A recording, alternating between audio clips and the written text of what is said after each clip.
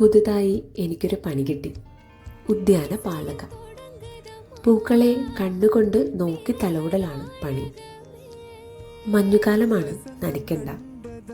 രാത്രിയിൽ ചാറ്റമഴയുണ്ട്. ഞാനത്ര നല്ലവളല്ലല്ലോ. ആരും കാണാതെ പൂവുകളെ നുള്ളും മാന്തും. എന്നും നിലത്ത് വീണെടുക്കുന്ന പൂക്കളെ തൊടാൻ പാടില്ല എന്ന് വെണ്ടയ്ക്കപ്പൂവിലെ ഇംഗ്ലീഷിലും തമിഴിലും എഴുതി വെച്ചിട്ടുണ്ട്. പുലർച്ചെ ആരെങ്കിലും നടക്കാൻ വരും മുന്നെയാണ് കുളിച്ച് ചമഞ്ഞ് പൂക്കളെ തൊടാനിറങ്ങാറ്.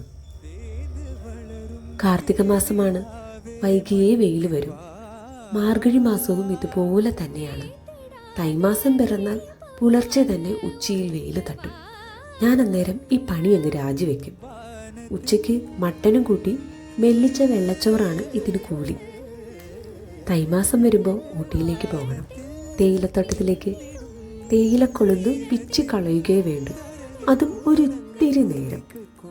പൂവുകളെ ചെടികളെ നുള്ളുന്നത് എനിക്ക് ഇഷ്ടമുള്ള പണിയാണല്ലോ. ചൂടില്ലാത്ത മലയിൽ താമസ സൗകര്യം. ശുദ്ധമായ വെള്ളം ടംബ്ലറിൽ മുത്തി കുടിക്കാം. തിളപ്പിക്കേണ്ടതില്ല.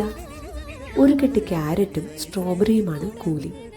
ഞാനവിടെ വളർത്താൻ പോകുന്ന മുയൽ കുഞ്ഞുങ്ങൾക്ക് അത് കൊടുക്കാം. അന്നേരം ഞാനത് കഴിക്കും.